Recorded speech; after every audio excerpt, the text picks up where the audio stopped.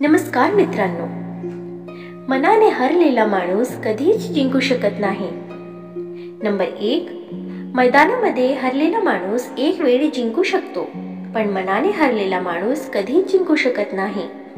Number 2, कुणाची माफी मागितल्याने हे सिद्ध होत नाही की तुम्ही चुकीचे आहात आणि समोरचा बरोबर माफी मागण्याचा खरा अर्थ असा असतो की तुम्ही नातं मनापासून निभावता आणि समोरचा निभावत नाही.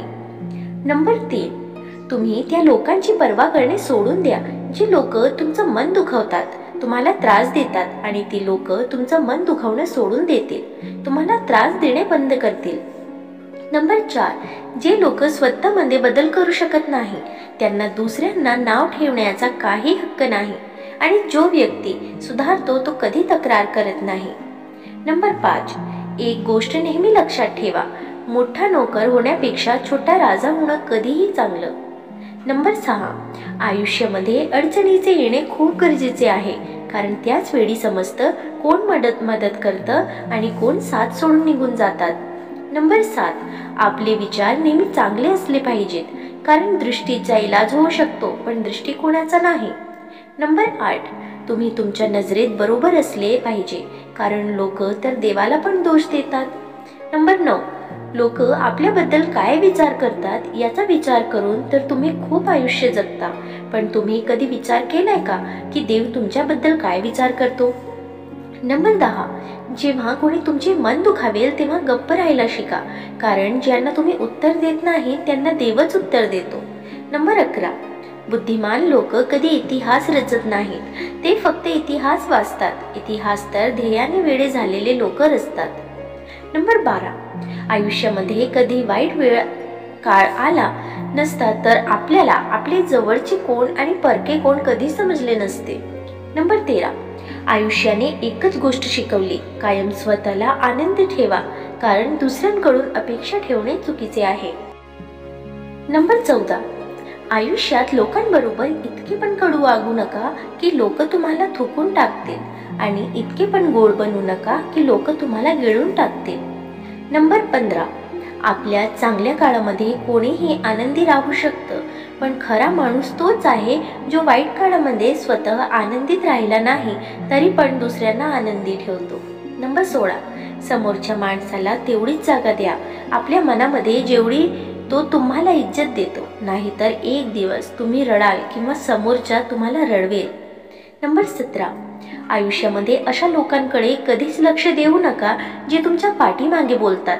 खरं तर याचा अर्थ असा आहे की तुम्ही त्यांच्यापेक्षा 2 पावले पुढेच आहात. शांत राहा आणि नेहमी हसत राहा, तुमच्यावर जळणाऱ्यांसाठी एवढेच पुरेसे आहे. नंबर 18, प्रेमामध्ये लोक इतके मजबूत होतात की ते कोणत्याही संकटात सामना करू शकतात आणि इतके कमजोर होतात की त्या माणसाशिवाय राहू शकत नाही. नंबर 19, आयुष्यामध्ये बरेचदा असे होते की आपण जो निर्णय घेतला तो खूप अवघड असतो, पण तो आपल्यासाठी बरोबर असतो. आयुष्यामध्ये बऱ्याचदा अशी वेळ येईल की तुम्हाला कठीण निर्णय घ्यावे लागतील, पण घाबरू नका, स्वतःला नेहमी प्रगतीच्या दिशेने पुढे न्या.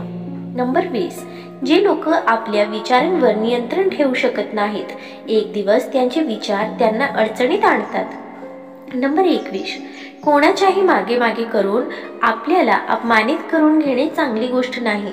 बोला अशाच लोकांबरोबर ज्यांना तुमच्याबरोबर बोलण्याची इच्छा आहे. नंबर 22, खोटं वागणं आणि बोलणं हे कोणत्याही नातं संपवण्यासाठी महत्त्वाची भूमिका पार पाडतं, कारण खोटं वागणं हे आज नाही तर उद्या समोर येणारच असतं.